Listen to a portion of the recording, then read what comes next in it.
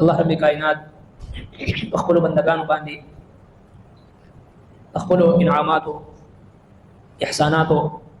تذکرہ فرمایي چې قسم نعمتونه الله جل شانه په خپل بندگان باندې کړی دي. هغه د جسمانی قوت او طاقت په اعتبار سره وي، د خوراک اسکاک په اعتبار سره وي، ظاهري نعمتونه، باطنی نعمتونه، د هر قسمه نعمتونه الله تبارک وتعالى خپل بندگان مال کړی دي. او دغه شانتي الله تبارک وتعالى یو بهترین نظام معیشت په دنیا کې انسانانو ته ورکړی دی چې په هغې کې د هر طبقې د انسانانو خیر دی او فایده ده.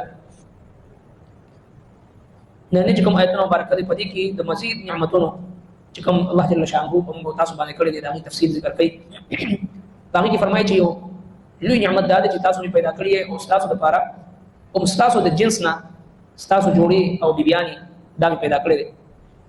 او صرف دومره نه بلکې ستاسو د دې بیبیانو نه ستاسو اولاد زامن چې هغه ستاسو د سترګو یخوالي او د دنیا په ژوند کې ستاسو دپاره سهاره جوړېږي او ستاسو د مرګ نه بعد ستاسو دپاره وارثان جوړېږي، هغه مې درکړی دی. او بیا صرف زامن نه بلکې ستاسو المسیح ستاسو نسل هغه مې درکړی دی. او ورسره صرف دا نه بلکې رزق مې هم تاسو له درکړی دی. او بیا رزق هم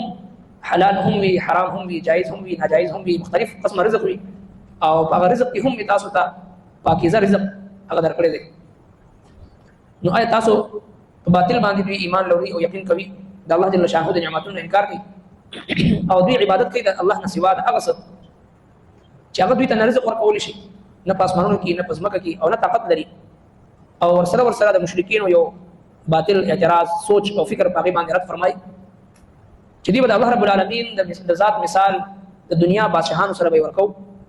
دوی به وایي چې څرنګه چې د دنیا بادشاه ته رسایې دپاره د بادشاه وزیرانو او مشرانو او د متعلقینو او د خواصو خلکو ضرورت وي، براه راست څوک بادشاه ته رسایي نشي کولی. خامخا به ته د بادشاه وزیرانو سره، مشرانو سره، خواصو سره، رشتهدارانو سره، متعلقینو سره، درباریانو سره رابطه به کوي، نو هله به بادشاه ته رسایي کوي. دغه شانتي د الله تبارک وتعالی ته ځان رسوي، نو دغه لات او منات او عزا او نور چې کوم بوتان وغیره دی دا هم نعوذ بالله د الله جل شانه د رسایي ذریعه ده. تر څو پورې چې دوی ته عبادت نه کړي، دوی ته راضي کړي نه، نو هلته الله جل شانه ته نشي رسېدي. الله تبارک وتعالی فرمایي چې زما مثال د بندگانو سره او د دنیا بادشاهانو سره مه ورکوئ. الله تبارک وتعالی پوهېږي، تاسو نه پوهېږئ. والله جعل لكم او الله جل شانه پیدا کړي تاسو لپاره من انفسکم د تاسو نه ازواجا ښځې، یو جنس دی، یو سوچ یو فکر دی، او د یو بل نه استفاده آسان دی، د یو بل خدمت کول آسان دی، د یو بل مسائل او مشکلات پیژندل دا آسان دی. که دا فلانه خاصه جنس بدل وي، مختلف وي، نو څومره مشکلات به د یو بل لیدل کتل به نشو کېدی، د یو بل دک درد غم خوشي په دې کې شرکت نشو کېدی. خو الله تبارک وتعالی د انسان د خپل جنس نه هغه چې دی نو دوی دپاره بیبي پیدا کړه، لتسکنوا الیها، لیسکن الیها، چې د هغې په خوا کې تاسو سکون حاصل کړئ. وجعل لكم او بیا جوړ کړو تاسو دپاره من ازواجکم د ښځو ستاسو نه بنینا زامن، وحفدة او المسیح. الله تبارک وتعالی زامن او مسیح دا درکړو چې خاندان او نسل دا د انسان لپاره د سترګو یخوالي، د انسان لپاره د اعزاز ذریعه وي، د انسان لپاره د علم، د مال، د جایداد وارث وي، او د لپاره صدقه جاریه وي چې کله نیک اولاد وي. صرف دا نه درکړي بلکې ورزقکم او روزي درکړي دي. روزي داسې روزي چې حلال حرام وي، او من الطيبات پاکیزه روزي درکړي دي. دا د الله تبارک وتعالی نعمتونه دي. افبالباطل یؤمنون، آیا په باطل دوی ایمان وروړي، وبنعمت الله او د نعمت الله تعالی نه هم یکفرون، دوی انکار کوي. ويعبدون دوی عبادت کوي من دون الله بغیر د الله نه ما د هغه څه لا یملک لهم چې نه د مالک دوی دپاره رزقا د رزق من السماوات اسمانونو کې والارض او د ځمکې نه،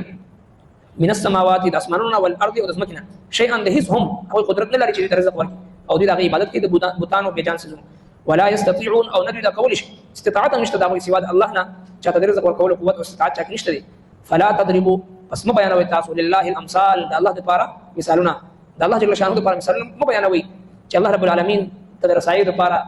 د خواصو د اولیاء کرامو د بوتانو عبادت کوو، د هغوی په نوم نظر و نیاز وغیره کوو. دا باطل او مشرکانه عقاید دي. الله رب العالمین داسې ذات دی، نحن اقرب الیه من حبل الورید، زه ستاسو د سار رګ نه هم زیات تاسو ته نږدې یم. ولقد خلقنا الانسان ونعلم ما توسوس به نفسه، ما د انسان پیدا کړی دی او د ده په زړه کې دننه چې کوم خبرې تېرېږي را تېرېږي دننه زه په هغې باندې پوه یم. انه علیم بذات الصدور، هغه ستاسو د سینو په رازونو باندې هم پوه دی.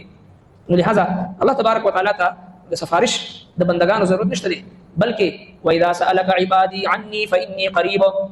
زما محبوب پیغمبر چې کله زما په باره کې زما بندگان تاسو ته پوښتنه ورته وایا فاني قريب زه دوی ته ډېر زیات نږدې یم اجيب دعوه الداعي اذا دعاني زه جواب ورکوم د هر دعا کوونکی د دعا چې کله ما نه غواړي فليستجيبوا لي پس ما نه غواړي وليؤمنوا بي په ما باندې ایمان وروړي لعلهم يرشدون چې تاسو هدایت ملوشي الله رب کائنات چې براه راست ما نه غواړه منځ کې وسیلو ته سفارشونو ته او دغه شانتي د اولیاء او د بوتانو سفارش ته دغه په نوم نظرانه چړاوو ته او دغه د قبرونو د تعویذونو د مالګي او د خور سټلو ته هیڅ ضرورت نشته براه راست الله تبارک وتعالى فرمایي ادعوني استجب لكم وقال ربكم ادعوني استجب لكم فرمایي تاسو رب چې ما نه غواړي زه جواب درکوم براه راست د الله تبارک وتعالى او د بنده په منځ کې هیڅ قسمه فاصله نشته نو لهذا الله تبارک وتعالى فرمایي فلا تضربوا لله الامثال بس نو بیانوي تاسو د الله لپاره مثالونه یو تبلیغي جماعت یو بهر ملک ته یو زیته هغه کارګزاري بیانو چې مونږ یو زیته لاړو هلته کې عیسایان خلکو هغوی سره ملاقات شو هغوی مونږ ته تپوس وکړو چې تاسو د الله تبارک وتعالى سره د ملاقات څه ترتیب دی څه ذرایع دی مونږ خو دغه پادریان دی دوی چې کله هم څه ګناه وکړو دوی وایي چې مونږ له پیسې راوړي مونږ الله تعالی چې دی هغه تاسو نه ناراضه شوي به راضي کړو څه شراب وڅښو یا داسې کارونه وکړو هغه راضي کوو اول دوی ته پیسې ورکول غواړي دوی راضي کول غواړي دوی چې د دوی سفارش دی بیا برازي نو موږ ته زیات مشکلات دي تاسو څه ترتیب دي تاسو کتاب سوي نو موږ چې موږ د تبلیغ جماعت مرګ سره د قران مجید نسخه هغه موږ راوړو